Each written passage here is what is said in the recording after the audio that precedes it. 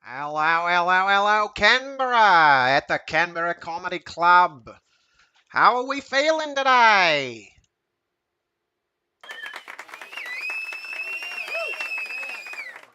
That's just precious. So here at the Comedy Club, we like to have relative unknowns on stage occasionally. Here we've got a new sensation. Is he real? Is he fake? I can't even tell. What's he got going on? He's a special man. His name, as we all know him, is Hadron Max.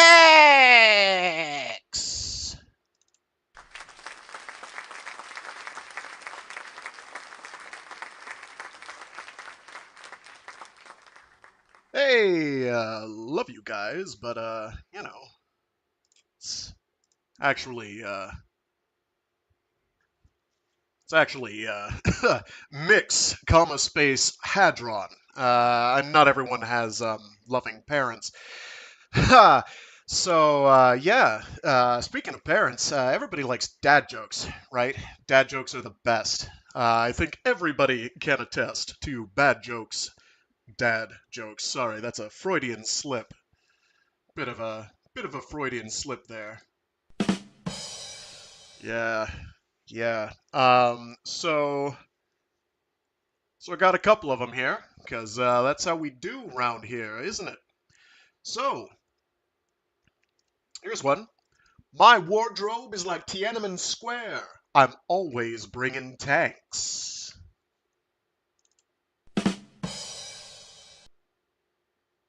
No, nothing. Two goldfish are in a tank. One turns and says to the other, "I'll man the gun. You steer."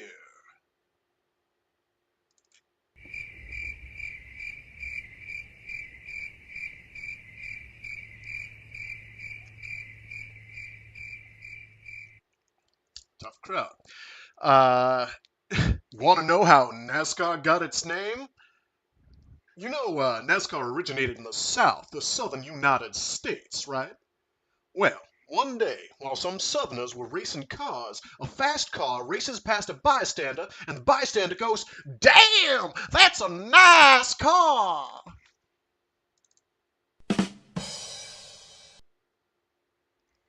So, you ever notice that on one side of the flying V of, a bird formation is always longer than the other? You know why that is? More geese on that side.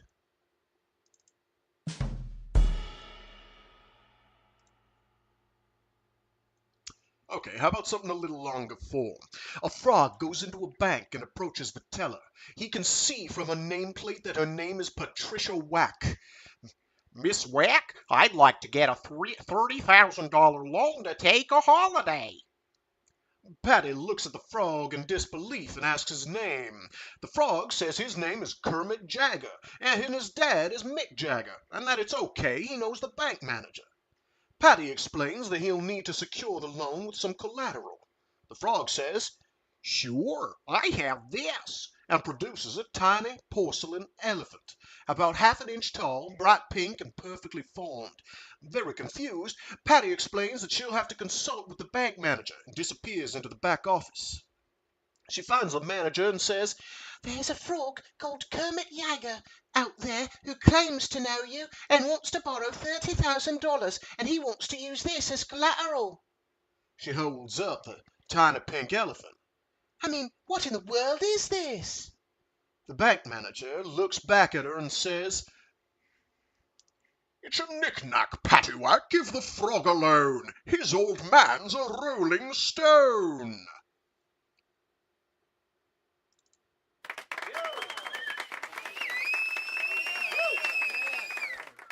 I figured that might get a rise out of the audience. So you've got two soldiers in a tank. One says, "Blub, blub, blub, blub, blub, blub, blub, blub, blub, blub."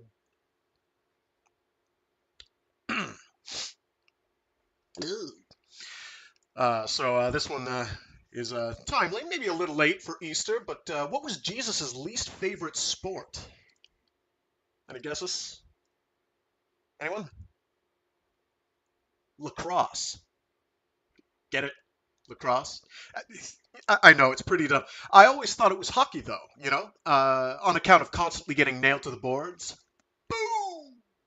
Too bad, really. He was such a great goalie. Jesus saves!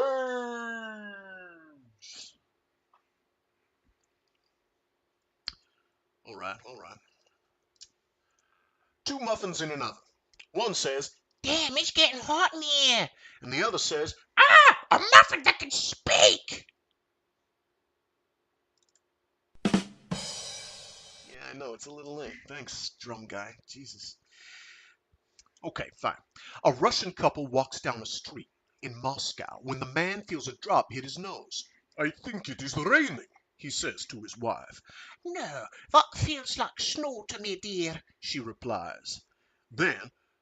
Just then, a minor Communist Party official walks towards them. Let's not fight about it, the man says. Let's ask Rudolph whether it's officially raining or snowing. It is raining, of course, Comrade Rudolph says and walks on, but the woman insists. I know that felt like snow. To which the man quietly says, Rudolph the Red knows rain, dear.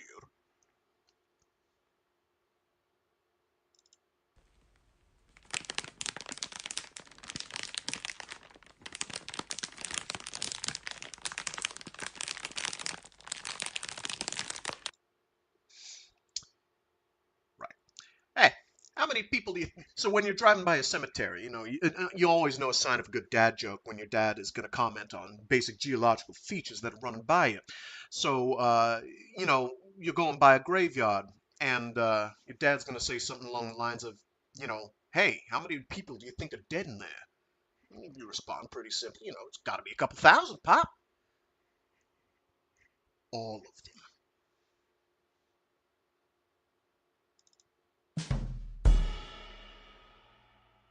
Fine, fine, fine. So a soldier and a fish are in a tank. The fish says, Hey, how do you drive this thing? and the soldier says, "Whoop, whoop, whoop, whoop, whoop, whoop, whoop, whoop, whoop." I know, right? So, yeah, no, family's great. I think everybody can attest to that. Especially here in the Canberra Comedy Club. Thank you all for having me. It's a good time. Um, so I know families like to have traditions and they like to have you know, all sorts of ideas. Just the concept of passing something down, including, gene pool forever and ever, and, in perpetuity to keep mutating and become a stronger, more competitive life form. I find the whole process rather fascinating, as the thing most people do. So, yeah, family traditions, right? Things get passed down from generation to generation. My family's tradition was a joke, of course, as you can tell, forged over countless epochs by countless smiths with countless hands, a long lineage of tweaks, edits, and changes, a multi-generational project to engineer excellence that would make the Bene Gesserit green with envy. A process of genetic heredity which, due to an incredible amount of willpower and skill, I will be ensuring terminates with me. I present to you all the space shuttle joke. It goes as follows.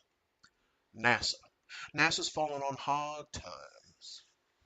It's been a tough 20 years. Tough while, just a kind of a constant defunding. And so they realize, what's the best way to do this? Well, we got to get more relevant into the public mind's eye, right? That'd be a good idea. So what's a great way to get people's attention, especially in America? Well, you hold a lottery. So what's the context of this lottery? Well, if you win this lottery, you've got a number of lucky winners who can go up on a space shuttle flight for a year. It's a year-long space shuttle flight. It's pretty long stint in space. Um, and NASA, in its infinite wisdom, decides, you know what? To hell with all this American exceptionalism bullshit. We're going to open this up to the whole wide world. We're going to make this a human endeavor, right? That's a great idea. I think it's a great idea. I think they did too. So they do this, and it's going to be the whole year. It's going to run. They're going to run an entire year-long lottery campaign. And by the end of the year, we get a number of winners.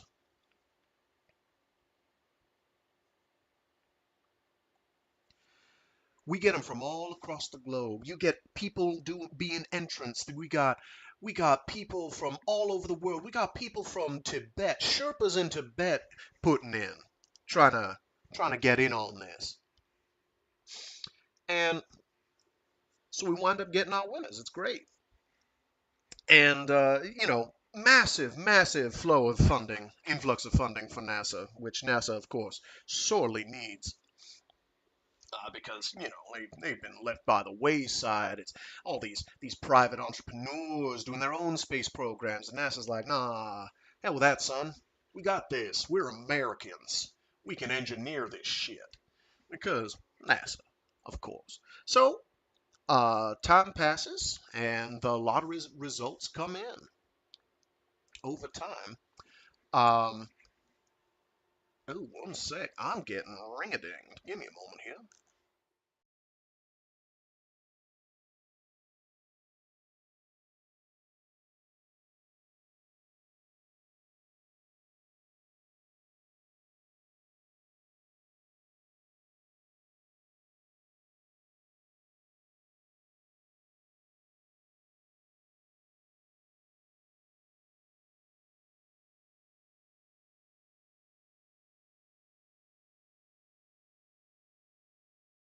Sorry about that. Man behind stage was trying to convince me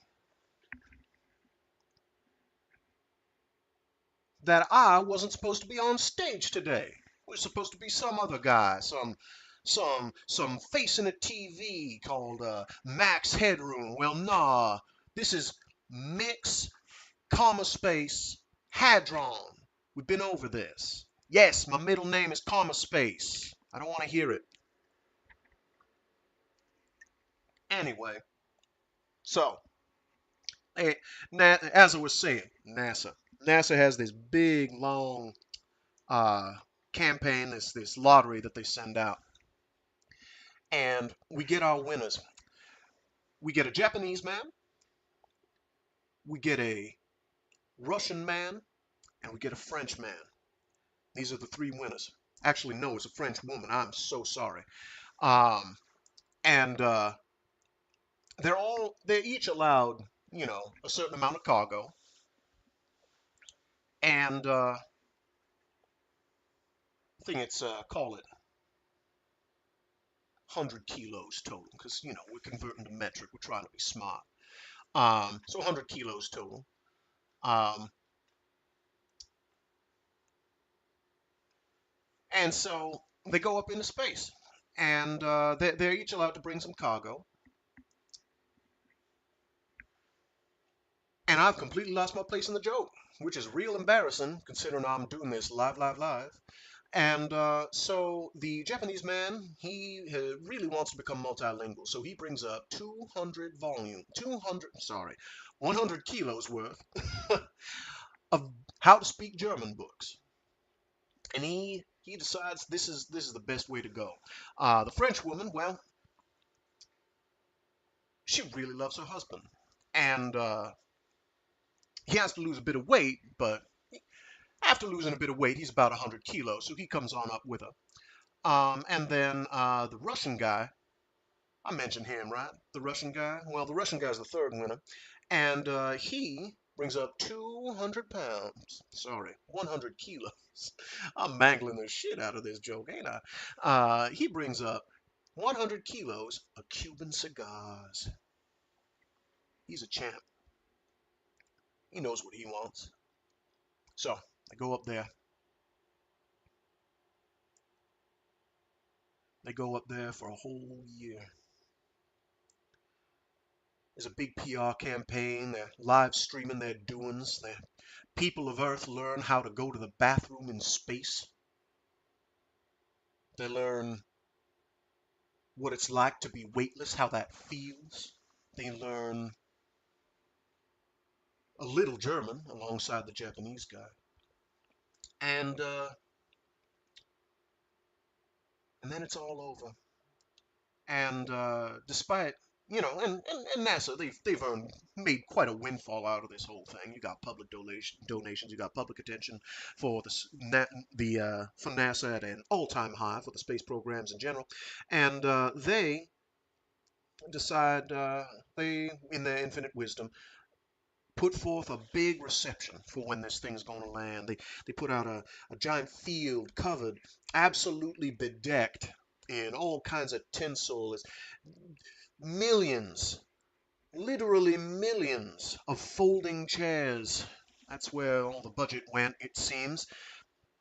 And they come back and they say this is going to be the greatest event of the century, and the whole world is tuning in on this. So as the people are exiting the module, the shuttle, after it's landed, they're asked to give a speech. They were not really warned about this ahead of time, but they should have thought of it. It's fairly traditional, give a speech to a large group of people. And so, first up is the Japanese man, and he delivers this impassioned speech entirely in German. He is more fluent than most native German speakers, and he gets like the entire German crowd is speechless. The entire Japanese crowd is speechless. The entire rest of the world is speechless. But they all explode into applause because it's impressive as hell, because he didn't know any German before all this. Then, a French woman comes up, along with her husband, and above their head, light spotlights shining down, they raise up a beautiful baby child. It is a scene straight from the Lion King. It is majestic in its symbolism of the human condition and prevailing against space cosmic radiation. It's not some hideous hell mutant. It's a beautiful baby child, and crowd goes absolutely loses its mind, completely loses its mind, and makes the newspapers before it could even hit the newspapers. It's everywhere. Everybody knows about this. The whole world's tuned in. And the Russian guy comes up. He says, "Anybody got a match?"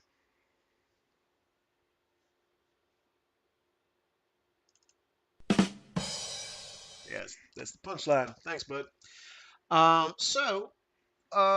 That's enough out of me. I got something kind of special here. What I like to do at the end of my bits is I like to read a bit from other funny people who are funnier than I, and I found the perfect example of what happens when you have too many damn hands in the tiller. What I got for you here is Naked Came the Manatee. Naked Came the Manatee is a novel published in a serialized format by a laundry list of authors. I think they're all Floridians, which explains a lot.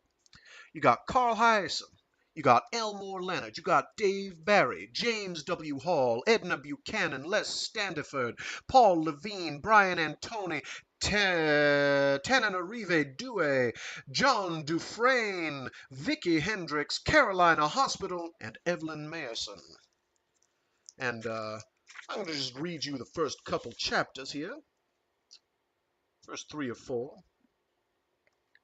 to give you a fair idea of what the book's like. It's an experience, and I think y'all will enjoy. At least that's the hope and the dream.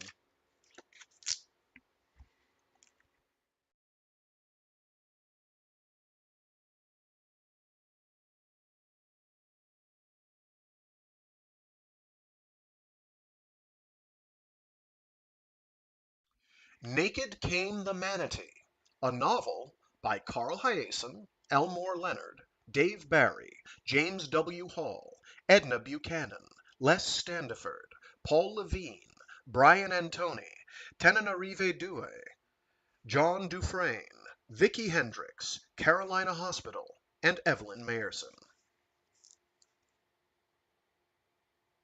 Chapter 1. Booger by Dave Barry. Saturday night, Coconut Grove. It was the usual scene, thousands of people, not one of whom a normal person would call normal. There were the European tourists getting off their big fume-belching buses, wearing their new jeans and their Hard Rock Cafe t-shirts, which they bought when their charter bus stopped in Orlando. They moved in chattering clots, following their flag-waving tour directors, lining up outside Planet Hollywood, checking out the wall where famous movie stars had made impressions of their hands in the cement squares, taking videos of each other putting their palms in the exact same spot where Bruce Willis once put his palm. Eventually, they'd be admitted, past the velvet ropes, get an actual table, order an actual cheeseburger. This truly was America, eating cheeseburgers with other European tourists. Outside, the pulsating mutant throng was gearing up for the all-night street party, fashion bazaar, and freak show that the Grove becomes on weekend nights. Squadrons of young singles, bodies taut, hair perfect, clothes fashionable, minds empty, relentlessly roamed the Coco Walk multi-level shopping and pickup complex, checking each other out, admiring themselves. Everywhere for blocks around there were peddlers peddling, posers posing, gawkers gawking, drunks drinking, bums bumming, and hustlers hustling. Traffic had already congealed into a dense, noisy, confused mass of cruising tourist-bearing rickshaws, blatting Harleys, megawatt booming cruise cars, and the pathetic, plaintively honking fools who actually thought they could drive through the Grove on a Saturday night. It was just getting started. It would go on until dawn and beyond. Sitting on the porch of her snug, hurricane-weathered cottage nestled beneath a pair of massive ficus trees not 300 yards away, Marion McAllister Williams listened to the distant din wafting toward her on the South Florida night. She could still hear pretty well, and she could think as well as anybody. Better than most, in fact. Not bad when you considered that she was 102 years old, had come to Miami on a sailboat when Coconut Grove was a two-family no-road hamlet, and Seminoles fished the bay. Not much fish to catch in there now, she thought bitterly, not much life at all in that poor, overused, overdredged public sewer. Oh, she'd done what she could. She'd written that book. She'd written that book way back in the 40s, way ahead of her time. She'd told the world what the movers and shakers of South Florida were doing to the bay. The book got a lot of attention, won her a couple of big awards. After a while, even the movers and shakers noticed, started inviting her to dinners, giving her plaques, calling her a South Florida treasure, like she was some kind of endangered turtle. Then they'd pat her on her frail, stooped shoulders, send her off home, and go right back to screwing up the bay. From her porch she could smell the water close by to the southeast. She wondered, as she often did, what was going on out there, away from the lunacy of the Grove, in the dark.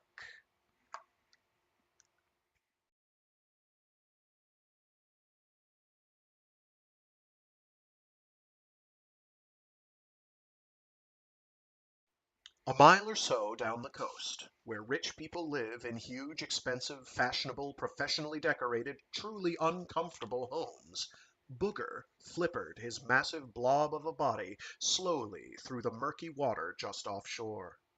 Of course, he didn't know that he was called Booger by the boat dwellers in the Grove, where he spent most of his time.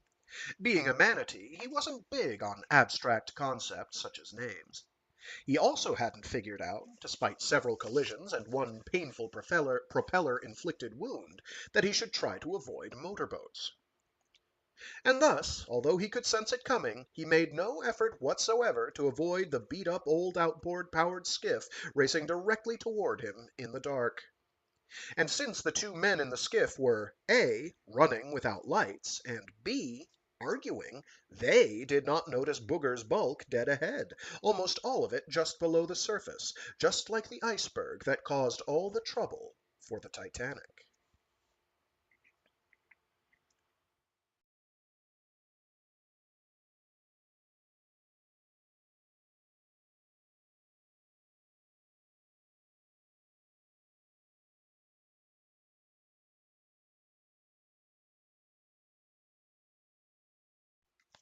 This ain't no damn computer, I can tell you that for damn sure, Hector was saying from the front of the skiff. He was frowning at the wooden crate sitting on a seat cushion and strapped to the seat with a pair of bungee cords.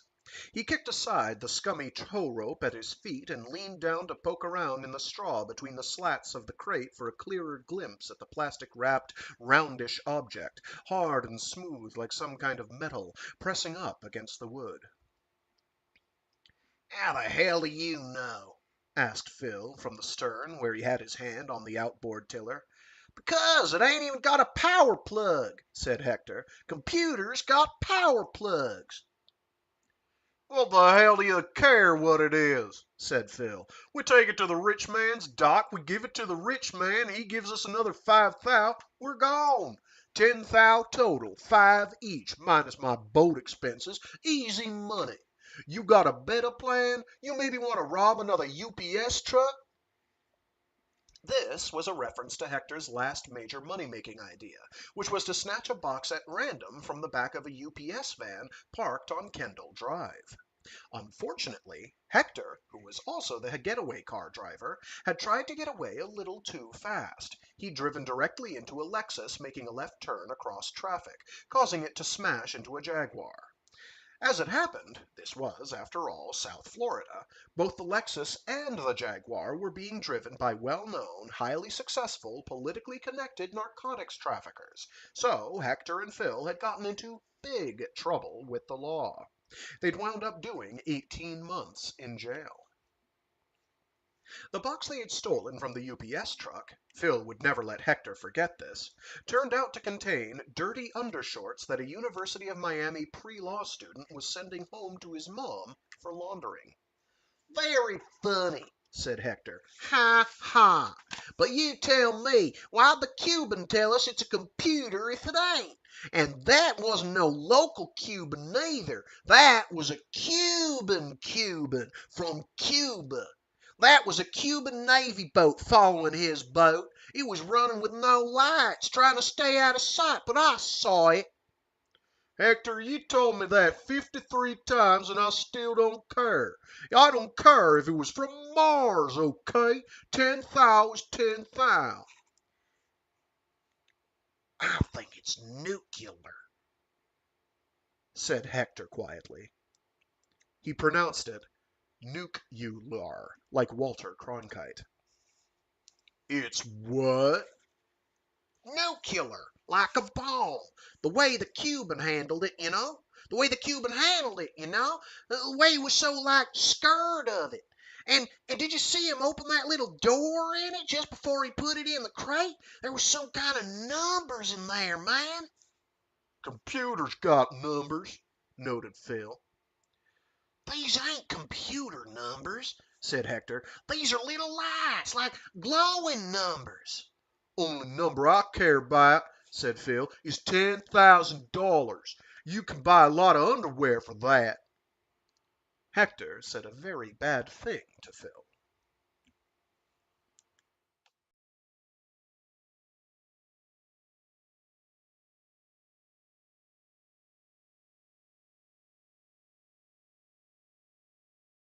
Back in the heart of Grove City.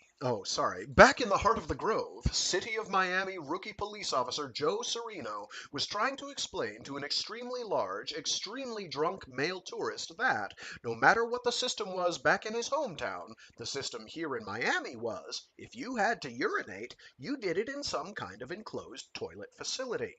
You did not do it out in public. You especially did not do it off the second floor balcony of the Coco Walk complex. Sir, Sereno was saying, why don't you... I got the right to remain silent, the tourist announced. He virtually never missed the People's Court. Sir, said Sereno, I'm not arresting you. I'm just asking you to zip up your... Anything I say can and will be used against me, bellowed the large man. The fast-growing crowd of onlookers cheered. Many were aiming video cameras. This was excellent entertainment, even better than the Hare Krishnas. Joe Sereno sighed. This was not what he had in mind when he joined the police department. He wanted to make a difference, to do something useful, to fight crime, for God's sake, not to spend his nights chaperoning the block party from hell, babysitting a bunch of morons who, I have the right to an attorney, the large man screamed. Somebody get me, what's his name? Perry Mason? Suggested a voice from the crowd. No, damn it, the other one. Johnny Cochran? Yes, him. Somebody get me Johnny Although he was a rookie, Sereno had worked the grove long enough to see what was coming, and thus stepped back quickly enough to avoid the sudden eruption. Not everyone on the sidewalk below was so lucky. Bedlam erupted as the crowd, screaming, surged away from the area directly underneath the puking giant. A rickshaw, coming around the corner, was knocked over by the fleeing mob, sending an older couple sprawling into the street, directly into the path of a Harley-Davidson, whose driver turned right sharply in an effort to avoid them, hit the curb, and was launched across the sidewalk into the fountain. Sereno sprinted for the stairs, glancing at his watch. 9 o'clock, straight up. The night was young.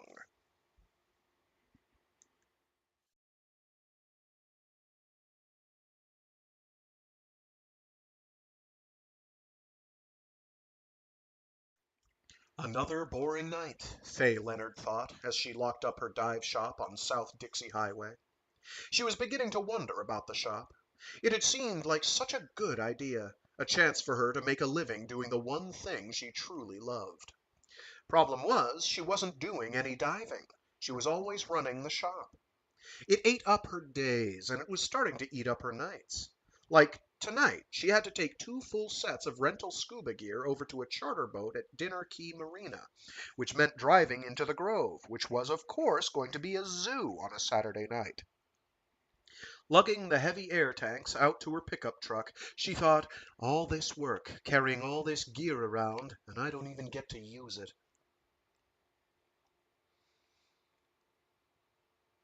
Still sitting on her porch, Marion McAllister Williams sat upright, coming abruptly out of her doze. She glanced around. Nothing amiss. And yet, something was wrong. She knew it. Something out in the bay. She knew that bay, knew it better than anybody else, knew things about it she could never explain. And right then, right that second, she knew something was going wrong. Bad wrong. She clutched her chair and listened to the night, listened hard, but all she heard was the grove din and frogs. But there was something. She knew it.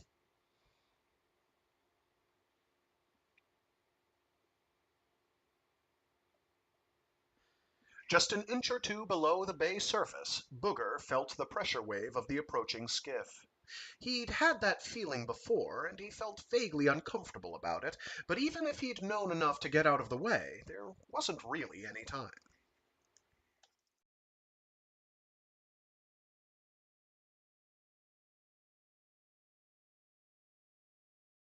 Tell you one thing, Phil was saying, if I did steal somebody's underwear, you can bet it would be at least a clean underwear. That did it. Hector, enraged, rose in the front of the skiff, turned toward Phil, pointed, and shouted, You know what you can do, Phil? You want to know what you can do? You can... But Hector never did get to tell Phil what he could do, because at precisely that moment the skiff rammed into Booger and came to an extremely sudden stop. Hector, however, kept right on going, right off the prow, still pointing vaguely in the direction of Phil, who sprawled, face first, to the floor of the skiff. The force of the collision likewise hurled Phil's and Hector's mystery cargo forward, splintering the flimsy fiberglass where the bungee cords were attached to the seat. It slammed against the bow with a crunching sound, then launched into the air in an explosion of bilge water and tow rope. Then the whole mass splashed into the bay about 30 feet in front of the skiff, the seat cushion floating upside down and the crushed crate dangling a few feet below from the bungee cords, trailing yards of tow rope. Into this mess swam a very alarmed Booger, moving away from the skiff as fast as a manatee can move. His snout passed directly under the floating cushion, so that as he surged forward, the bungee cord secured the flotsam firmly to his massive body. Booger continued to flipper frantically forward in the gloom, saddled with the awkward weight of trash. Booger barely noticed it. His brain, such as it was focused entirely on one idea: getting out of there to someplace safe. And, being a creature of habit, he knew exactly where he was going. Like so many others on this particular night, Booger was headed for Coconut Grove.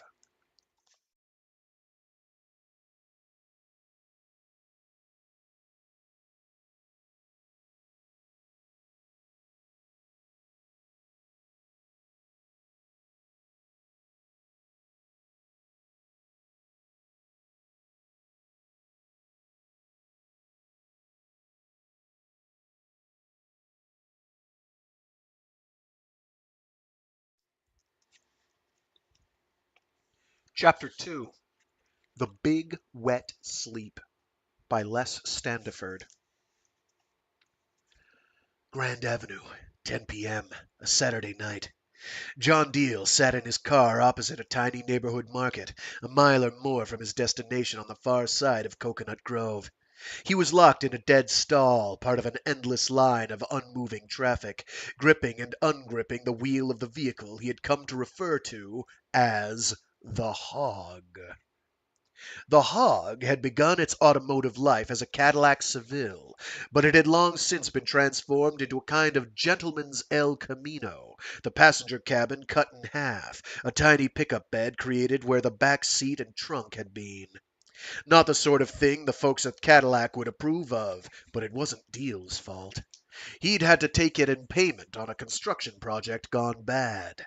Now he couldn't afford anything else. The fact that he was stuck in gridlock was his fault, however. Trying to make his way through the Grove on a Saturday night. What had he been thinking of? He should have gone farther north on US 1, made his way back down to Janice's apartment through the twisty little streets that the Saturday night drive crowd hadn't discovered yet. But he'd been distracted, rehearsing his speech, reminding himself to stay composed no matter what Janice said or did. And now look what he'd done to himself. He glanced in the mirror at a chopped and channeled Accord that had nosed up to within inches of his rear bumper. There seemed little chance of backing up, making a Yui out of this line. Worse, a relentless kind of music was blaring from the Accord, its pulsing bass line so powerful that Deal's mirror vibrated, sending the black Accord into a shimmering mirage image, settling back into sharp definition, then blurring again. Horns ahead and behind joined the chorus. Deal noticed an old black man sitting on a backless kitchen chair outside the market, a cigarette burning between his fingers. His doleful gaze locked with Deal's for a moment, then turned away. Deal felt as if he'd been marked somehow. Another yuppie lemming, a guy so rich he could afford to fart around with a perfectly good Cadillac car on his way through Shantytown, headed for mindless glitz up ahead. He could get out, Deal thought, and leave the hog where it was, take a seat beside the old guy, try to convince him otherwise. Explain how he was on his way to see his estranged wife, convince her to come back home again, how he was having trouble with his finances, how we were all in this mess together, just like the Benetton ads said. The old guy could give him his blessing. They could wear colorful sweaters together and be friends. Sure. And pigs could sing the Hallelujah chorus. He did get out of the hog, though, leaving the door wide open as he stepped up into the hog's bed for a better look at what might be happening. Slow was one thing, but they hadn't moved at all, not for a good 10 minutes. What he saw filled him with dismay. The junction of Main and Grand, a kind of mini Times Square just opposite the multi-leveled Coco Walk Mall, was bad enough on a normal Saturday. Endless streams of pedestrians ignoring the signals, la-di-dying through the inching traffic, stopping to chat with the drivers, dodging rickshaw drivers and bikers weaving through it all. But this was way beyond normal. A pulsing, unmoving throng had jammed the intersection. A roar wafted down the line toward him, and he caught a glimpse of a huge, naked man being borne aloft on the uplifted arms of the crowd. Then he saw another figure bouncing atop the crowd. A policeman, he realized. Beer foam shot in streamers from cheering onlookers massed at the Coco Walk railings. Cans arced down, bottles, what looked like a shoe, then shirts, other articles of clothing fluttering in the breeze. Another roar from the crowd as a topless girl jumped onto the hood of a car and began an energetic boogie. Deal stepped down from the bed of the hog, got back in the driver's seat. The mob would make its way right down the line of stalled traffic, he thought. How many of them would it take to lift the hog, tip it over, turn it into a trampoline? Deal felt a jolt, then realized the Accord behind him had popped his bumper. He glanced in the mirror. The driver of the Accord, a kid with a ball cap turned backward, was leaning halfway out his window, talking to someone in a car headed in the opposite direction. The Accord bumped him again, hard enough to rock Deal in his seat. The kid was still talking, oblivious. Deal glanced ahead. There was a bona fide pickup truck in front of him, with what looked like a pile of scuba gear in the back. The crowd was going to love that, he thought. Dive naked, dive free. He also noted that the pickup had moved slightly, allowing him a couple of feet of clearance. Deal checked the mirror again, dropped the hog in reverse. He eased back until he felt his bumper engage the Accords, then gave the hog some pedal. He felt resistance, pressed down harder. The hog's engine growled, all 8 cylinders getting seriously involved. He heard a cry, maybe his tires, maybe the kid's. Saw through the mirror that smoke was rising from the hog's rear tires, saw that the kid had lost his balance, was tumbling out his window as the Accord lurched backward. When he figured he had made enough room, Deal let off the gas, dropped the hog into drive, leaned hard on the wheel. The hog turned neatly on its redone suspension, swung about, darted into a gap that had formed as the line of traffic heading out of the grove began to move. Deal stopped, rolled down his window, motioned to the startled driver of the pickup with the scuba gear. A remarkably attractive woman, he noted. Like him, she seemed old enough to have known better. "Turn around!" he called, motioning to the space that had opened in front of the hog. She hesitated, staring uncertainly at him. This was Miami, after all. He ignored the wild chorus of horns behind him. "It's a riot," he said. "You don't want to go that way." She craned her neck for a look just as the pop, pop, pop of gunfire erupted from somewhere. That did it. She threw the truck in reverse, chewed rubber all along the space where the hog had been. She stopped just short of the still driverless Accord, dropped into low, and swung the pickup around in front of Deal. In the next instant she was speeding away toward US-1, the scuba gear dancing, a hand and slender arm waving a thank you as she disappeared. Something about the little drama left Deal with a curious pang, but the horns were deafening at his back, and he didn't have long to consider it. He floored the hog, roared past the stalled traffic himself. The kid who had been driving the Accord was just struggling up off his hands and knees. You think that was something. Wait till you see what's coming next, Deal thought, and then had to yank the hog into an abrupt turn to avoid a new bottleneck headed out of the grove. He found himself traveling down an unfamiliar narrow lane now, a tunnel boring through a dense overhang of ficus, Florida holly, and strangler fig. He was forced into another turn and another, like running a maze, and was still trying to brush aside the image of the striking woman behind the wheel of the dive truck. Was it someone he'd met, he wondered, or someone he wished he had?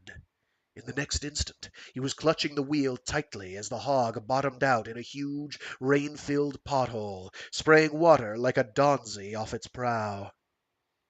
The filthy water was just clearing from his windshield when Deal saw the man, or what he presumed was a man.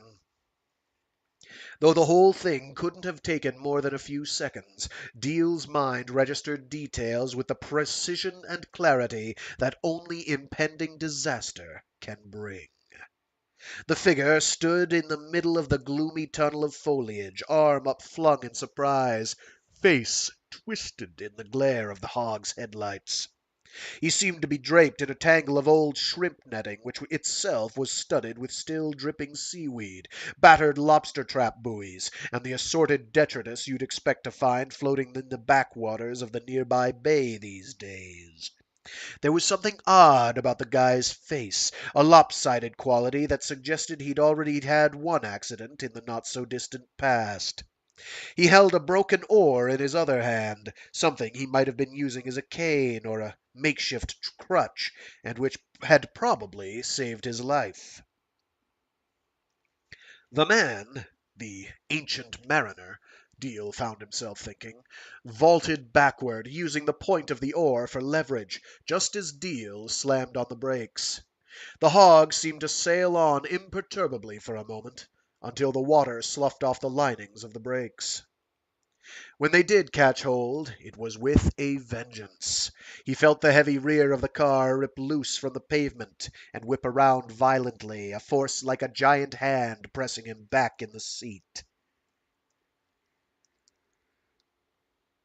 He was sure that next he'd feel the muffled thud of mariner body meeting sheet metal, but the moment passed, and instead he caught a glimpse of the man's astonished face peering at him as the hog shot past. The pale, distorted face receded as if Deal were the stationary one. He watched helplessly as the man was yanked into oblivion by some otherworldly force. Then the front end of the hog tipped up abruptly, and Deal felt himself plunging down into his own abyss. There was a crunching sound, metal against rock, another and another, a jolt as his head rammed the roof, a second as it bashed against the wheel. He was seeing only bright flashes of light now, had lost all sense of orientation. Upside down, sideways, going forward, or back, impossible to know. He heard a tremendous splash, felt another jolt and a momentary weightlessness before gravity finally caught up with him. Gentle rocking now, and then a slow but steady descent. The smell of seawater, brackish rot, odor of the grave, he thought. He was in the water and going down. Groggy, he felt his hands grope blindly, frantically for the handle of his door. He sensed a great coolness envelop his chest, his groin, his neck. Strange objects bumped at his face, slid away, curled back again. He felt the door lever slide into his grasp like some odd creature from the deep. He pulled, kicked reflexively at the door, felt resistance, unlatched his seat belt in a kind of daze. He felt release then, free drifting in water that was cool and somehow warm at once. His limbs were heavy now, his head lolling in the current. Whatever instinctual source of energy had enabled him to escape had expended itself. He floated beneath the surface, his consciousness teetering, sensing that soon he would open his mouth and take that great last gasp that would fill his lungs with water and sink him like a stone. Worst of all, there was nothing he could do about it. Not one thing. He felt the pressure building in his chest, accompanied by a mounting fire in his brain. He willed his arms to move, his legs to kick, but the signals flew off down blind trails, leaving him adrift, rudderless, a ship with a captain shouting orders from the bridge, and no one left in the engine room. As he drifted into darkness, he dreamed that something, a hand or perhaps a diver's fin, came to brush against his chest, and then he became aware of a great presence swelling up beneath him. In this dream or vision he began to rise through the murky water, picking up speed, spiraling upward toward some brilliant pool of light. Aside from the rather hackneyed image of the light, it seemed a lovely dream to him, one in which he felt his face break the surface of the water as if it were a tangible membrane, a passage into some other world, where he could gulp down air like any other man, and simply live and be.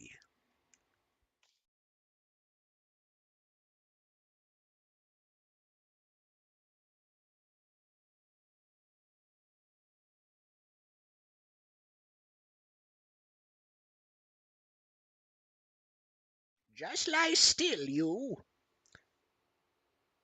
The woman's voice came to him from the darkness. A small voice, ancient, and yet carrying the authority of its years. He blinked his eyes, realized that it wasn't just darkness, that in fact he couldn't see. He raised his hands in a panic, felt hers pull him down. You've got some nasty bumps and cuts there, she said. I've got a poultice resting. It's not to be disturbed. Deal felt the pressure of cloth at his face. Yes, maybe he could detect a nimbus of light. He blinked again, felt his lids rustle at the bandages, smelled vague medicinal odors. "Hospital," he heard himself mumble. She laughed. There won't be any hospital tonight. They got the whole of Coconut Grove cordoned off, they do, waiting for the fuss to burn itself out.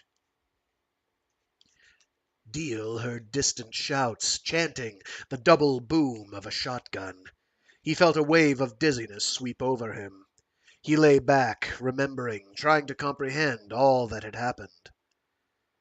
"Where am I?" he managed at last.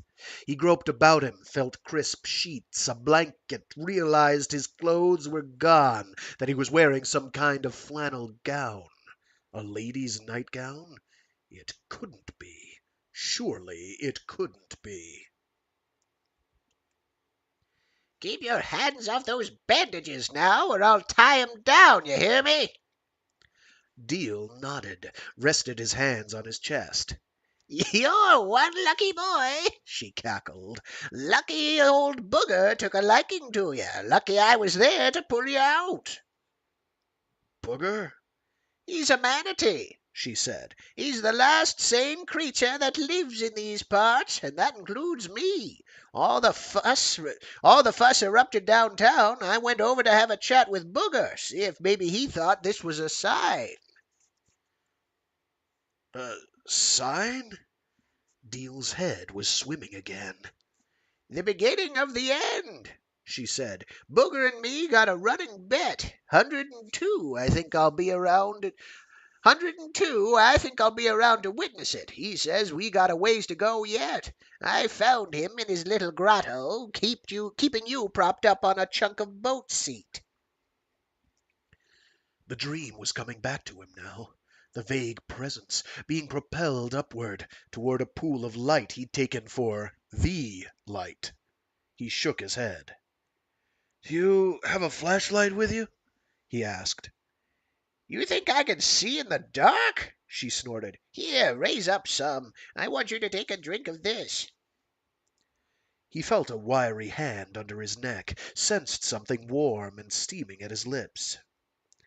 The smell was bitter, even searing. "What is it?" he said.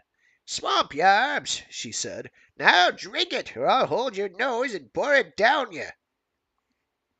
Deal sensed it wasn't a bluff. He was so weak he had no doubt she was capable of doing exactly what she said. He nodded, helped her guide the cup to his lips. Despite its wretched smell, the brew tasted amazingly good. Licorice, he thought, and something earthy, with an unidentifiable blend of herbs. It was bracing, and, just as quickly, soporific. He was drifting again by the time his head hit the pillow. "Booger showed me what you floated in on," she said. "I don't know what you mean," Deal said. "What you had tied to that boat seat," she said. Deal shook his head. I fell into the water," he said. "Course you did," she said. "You wrecked your boat and damn near drowned." "No," he said. He felt himself spiraling. "I didn't." "Carrying a thing like that, I'd hate to admit it myself," she said. Deal wanted to protest again, but he was just too tired. "I showed it to Booger, though," she cackled. "Fried his apples, I'll tell you. See there, I told him. Here comes the end of the world, Booger, just like I said." He hadn't the slightest idea what she was talking about, but she'd get no argument from him. Not this night. She was still cackling when he went under for good.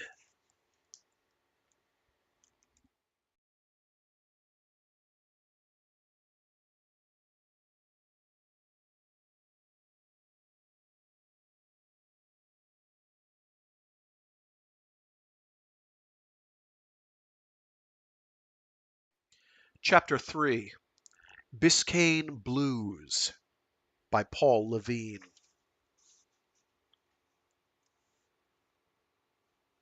"Just how much is a whiplash worth?" John Deal asked, twisting awkwardly in his cervical collar. That depends on whether Dr. Scheinblum is sober when he testifies, his lawyer, Jake Lassiter, answered. Deal hadn't been in court since an action film star had sued him over a broken pump motor in a custom-built jacuzzi. Lassiter had won the case, cleverly arguing that the tub hadn't been intended for a dozen persons, 11 of whom happened to be strippers from Club Plutonium, bobbing for apples and whatnot in the foaming water. Deal had nearly been late this morning. Though a native of Miami who had built houses in virtually every neighborhood, he had become lost on a stretch of 8th Street, Calle Ocho, recently named Olga Way. A few blocks to the west, the same street was called Celia Cruz Way, then Loring P. Evans Memorial Boulevard. He'd turned north on what had been a familiar avenue, now renamed General Maximo Gomez Boulevard, and followed a Porsche with the personalized plate Lawyer. Like boasting about having the clap, Deal thought. Heading downtown, he'd vaguely wondered how he could get the street sign contract for the city, something he figured would keep him as busy as a coffin maker in a spaghetti western. The construction business was slow, and Deal was hoping for a decent settlement on his personal injury claim, at least enough to lift the subcontractor's liens on his latest job and get his backhoe out of hock. Once on Flagler Street, Deal had paid a shoeless guy $5 to clean the windshield and watch over the rental Taurus in a rubble-strewn spot under the I-95 ramp. Walking 2 blocks to the courthouse, he'd woven through a crowd of demonstrators who were protesting conditions on a Caribbean island that Deal could not place on a map. On the courthouse steps, the Voodoo Squad, 2 janitors with buckets and brooms, were gathering up a dead chicken, a goat's head, and a cake with frosted icing, all intended to cast various spells on judges and juries. Overhead, the turkey vultures circled in the updrafts, while inside, their double-breasted, dark-suited cousins hustled clients at the elevators. Now, as the day wound down, Deal sat in a fourth-floor courtroom, listening as his lawyer wrapped up his opening statement. He hoped this was a good idea. He'd let Jake talk him into it, only because his debts were piling up so high, but now, listening to Jake's best over-the-top, never overestimate the intelligence of the jury histrionics, he was having his doubts. Well, too late now. He didn't know what strings Jake had pulled to get the case to court so fast, but here they were. An unprotected hazard, Jake Lassiter thundered, moving closer to the jury box where he planted his 225 pounds like an oak among saplings. I'm changing the voice of Jake Lassiter. A death trap, a terrifying plunge into darkness and fear. Lassiter paused and studied the jury. By Miami standards, it was a typical collection of strangers. A tattooed lobster pot poacher, a nipple ring designer with a shaved head, a santero who chanted prayers to Babalu Aye during recess, a cross-dressing doorman from a South Beach club, and two Kendall housewives who nervously clutched their purses. Thank heavens for John Deal's extraordinary physical condition, Lassiter proclaimed reverently, and thank heaven for his fervent will to live. Not to mention a manatee named Booger, Deal thought. He hadn't told Lassiter that he'd been saved from drowning by a barnacle-encrusted sea mammal, then nursed back to health by a 102-year-old woman who brewed medicinal potions from swamp grass. And of course, he hadn't mentioned the box. The box. The best he could figure, it must have been attached by the bungee lines to the manatee named Booger. Somehow, Deal had gotten tangled in the bungee when he'd floated out of the hog into the cold, wet darkness. It had all been too weird. The city of Miami recklessly maintained a hazard at its marina, Lassiter told the jury. The city breached its duty of reasonable care in failing to properly light the street and failing to warn of sheer drop-off to a watery grave. Objection, Your Honor, shouted Russell B. Whitaker III. The city's insurance lawyer jumped to his feet and tugged at his suspenders. That's closing argument, not opening statement. Sustained, Judge Manuel Dominguez announced gravely, then shot a look at the wall clock. He hated to miss the first game at Miami Jai-Alai. Move it along, Mr. Lassiter. Maria, the court clerk and the judge's favorite niece, held up 8 fingers, alerting Lassiter to his remaining time. The judge's secretary, Ileana Josefina Dominguez Zalvidar, slipped into the courtroom from chambers and whispered something into the judge's ear, though she probably didn't call him Your Honor. Ileana was his older sister and insisted on calling the judge Manuelito, even in court. Lassiter took a slow turn to gather his thoughts. Victor, the bailiff, sat in the back row of the gallery. A handsome, if vapid lad, he was the judge's son-in-law, and he was happy to be in uniform after flunking the police academy entrance exam twice and the firefighter's test 4 times. The courtroom door squeaked open. Britt Montero, the Miami News reporter with the luminous green eyes, peered in, didn't find anything worthy of a 2-column headline, and left. Back when Lassiter had been in night law school, having finally been cut by the Dolphins after a few undistinguished years on special teams, he had had a date with Britt, but she'd stood him up for a 3-alarm fire. He faced front. Time to crank it up again.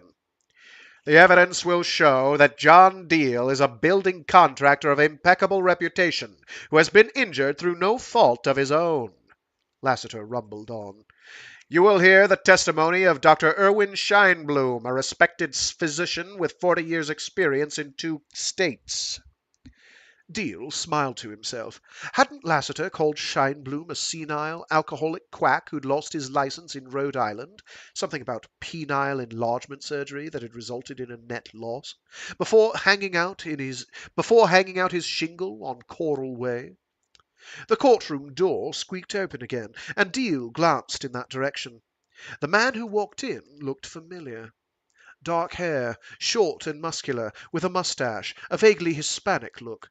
Where had he seen him before?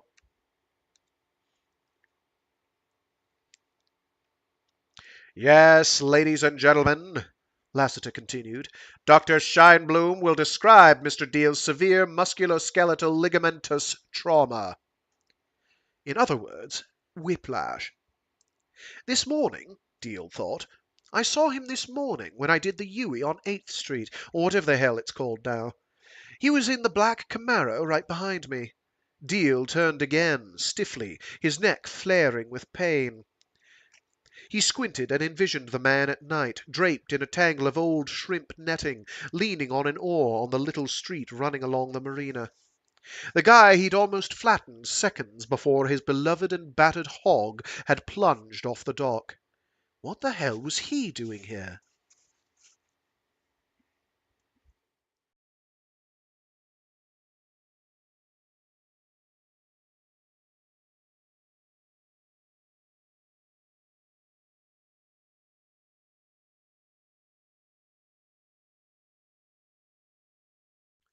Jake Lassiter sipped his Grolsch, and tried not to look toward the table closest to the bay. Him? Yeah, Deal said. He's following me. The guy sat alone near the end of the wooden deck at Scotty's Landing in the Grove. At a table next to him, two yuppie insurance lawyers in white shirts and yellow ties were trying to score with two young women from the all-female America's Cup team. A light breeze stirred from the east, and a three-quarter moon was rising over Key Biscayne. Jake Lassiter and John Deal were drinking beer, eating grilled dolphin, and preparing the next day's testimony. No, no, no, your neck isn't simply sore, Lassiter told him. It throbs. It aches. The pain is excruciating. Every breath is torture, every movement torment. Get it? Yeah, my life is a living hell, Deal said dryly. That's good, John. Have you done this before? Deal shrugged and looked toward the table nearest the bay, where the guy's face was hidden behind a copy of Diario Las Americas. Could be an insurance investigator, Lassiter said, making sure you're not doing the lambada at Club Taj. Deal crumbled some crackers onto his conch chowder. No, he was there the night I went off the dock. There was a witness. Why the hell didn't you tell me? He studied his client a moment. John, I may not be the best lawyer in town, but don't belittle yourself, Jake. No, it's true. I'm one of the few lawyers in the country who wasn't asked to comment on the O.J. Simpson case, even though I'm probably the only one to have tackled him. For a second-string linebacker, you're not a bad lawyer, Jake, but as I recall, you usually missed tackling him. Thanks, but you gotta trust me now. What else have you left out? Now Deal told him everything. The traffic jam that turned into bedlam in Coconut Grove, then wheeling the hog down a side street, the spectre-like vision of the man draped in the shrimp net, then the plunge and crunching descent into the black, brackish water. By the time he told about the manatee, the old woman, and the box, it was a three-beer story. I just forgot to read that in my narratorial voice. Now Deal told him everything. The traffic jam that turned into bedlam in Coconut Grove, wheeling the hog down a side street, the spectre-like vision of the man draped in a shrimp net, then the plunge and crunching descent into the black, brackish water. By the time he told about the manatee, the old woman, and the box, it was a three-beer story. What should we do, Jake? Deal asked, finally. Shula would go with the play-action fake, get the corner to bite, and then throw deep. But me, I just buckle up the chin strap, lower the head, and slog straight ahead. What the hell's that supposed to mean? Watch. Lassiter stood and headed to the guy's table, carrying a fresh Grolsch, a 16-ouncer with a porcelain stopper. "Hey, buddy, I wonder if you would move."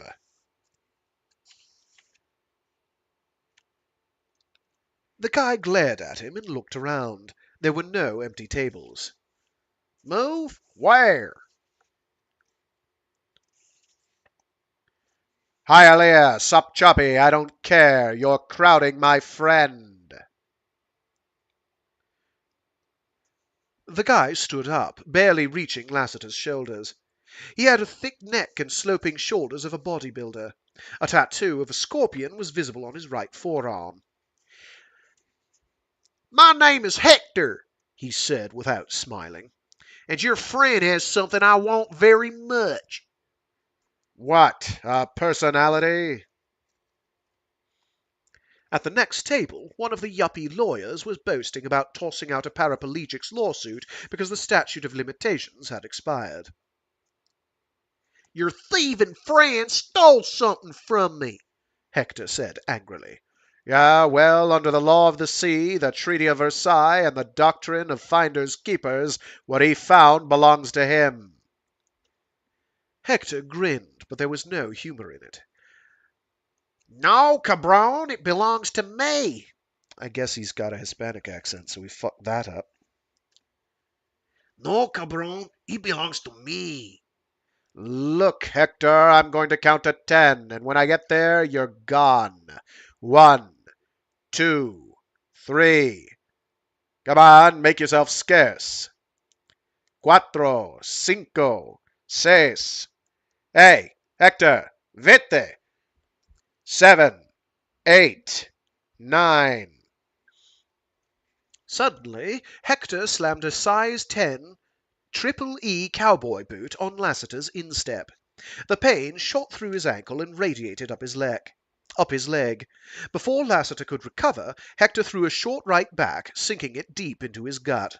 The lawyer doubled over, retched, and an explosion of grilled dolphin, coleslaw, and beer showered the yuppie lawyers. Deal got painfully to his feet and hobbled over, but Hector was already halfway to the dock, where a Boston whaler sat idling, a young man at the wheel. Hector leapt into the boat, which took off, engine roaring in the no-wake zone. Deal knelt down next to Lassiter, who was on one knee. "You look worse than I do, counselor." "On the other hand," Lassiter said, wheezing, "there is something to be said for the play-action fake."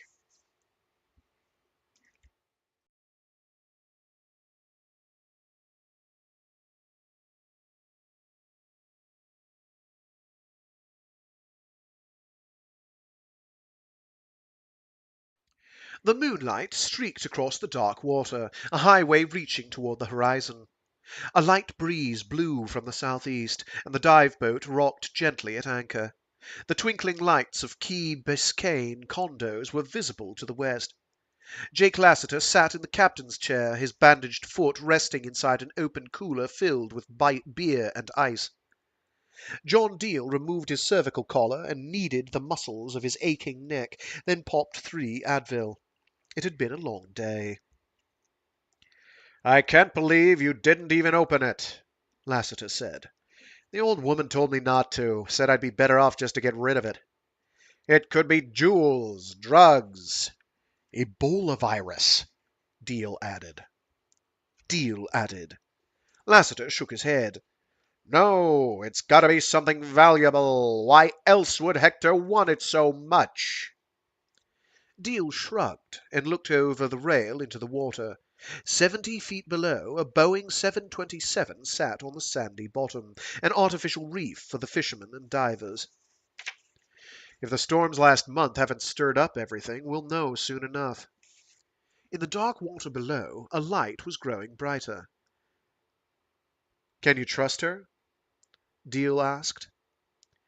"I've known Fay Leonard since she was a kid catching lobsters bare-handed off Isla Morada. She's a good diver and a good friend." "So the 2 of you aren't—" He let it hang there. Ancient history, John. Ancient history. There was a splash, and suddenly Fay was behind the boat. She spit out the regulator and slid her face mask on top of her head, and once again Deal had the powerful sense that he knew her from somewhere. It had been itching at him ever since they'd first met, but, well, it had come to him. With her free hand she slung a net onto the dive platform. Inside the net was a round metal canister wrapped in plastic. Lassiter hobbled toward the stern, his foot throbbing, and Deal walked stiffly to meet him. Fay came halfway up the dive ladder. "It was just where you said it would be, John, in 3 feet of sand just under the cockpit." Fay pulled herself onto the dive platform, removed her tank, mask, and flippers, then, without a word, peeled off her one-piece suit. She was a lithe, tanned, athletic woman in her early 30s, with sun-bleached hair tied back in a ponytail. "Jake, I'm going to take a swim," Fay said. "The water's beautiful." Don't you want to see what's... "No, you boys play treasure salvers. There's a big old manatee out there who just wants some company. Just yell when you want to head back in." She slipped gracefully into the water, the moonlight reflecting off her long limbs as she swam into the darkness. I must be getting old, Lassiter said, 'cause I'd rather see what's in that box than go skinny dipping with Fay Leonard. As I recall, she didn't exactly invite you. Sure she did, John, in a woman's roundabout way. The way I heard it, she'd rather swim naked with a manatee. Lassiter thought about it a moment, and said, Fay was always partial to linemen. "Come on," Deal said. "Let's do it." They huddled over the prize. They huddled over their prize, Deal unwrapping the plastic, Lassiter holding a flashlight. It took less than a minute. Underneath the plastic, a shiny steel canister the size of a hat box. A wheel lock secured a door built into the top. Deal strained to turn the wheel counterclockwise. It's stuck, he said, his face reddening. Together they pulled, and after a moment the wheel turned, and the small door opened with a whoosh. Inside, a circle of tiny green lights immediately flashed red, and a blast of frigid air escaped. In the center of the lights, a second door with a simple slide latch led to another compartment. Well, Counselor, here goes, Deal said. They both held their breath. They were unaware of Fay Leonard swimming 50 yards away in the darkness, the giant manatee Booger alongside. They were unaware of the Boston whaler with 2 men aboard, anchored directly in Fay's path. They were unaware of anything and everything in the whole wide world and the deep blue sea, except what treasure might rest in front of them.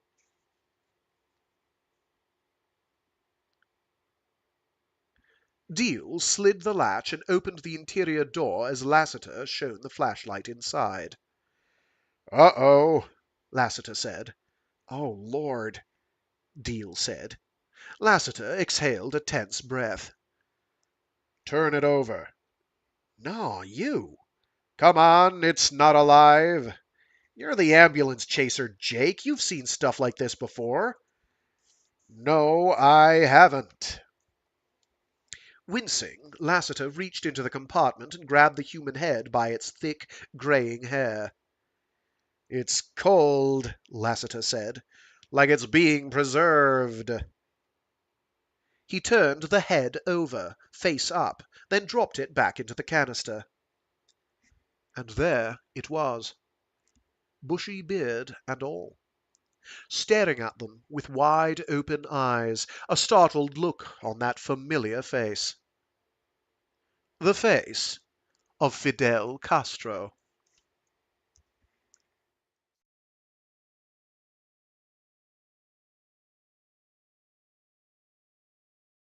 All right, folks, that's going to do it from me for today. Thanks Thanks, Canberra. You've been great. You've been lovely. You've been so kind to have me here on stage at the Canberra Comedy Club. I'm going to be over in New York next week, suffering from even more jet lag. And if you want to come with me, you can. I'm sure there's room on the plane. God knows nobody flies anymore, at least no one with half a brain, right? So, yeah, I'll be gone. Thanks for having me, and this is Mix, Space Hadron, saying goodbye to you in Canberra. I'm repeating myself. I don't care. See you all later. Thanks again. Stay safe. Stay sane. And be decent to each other.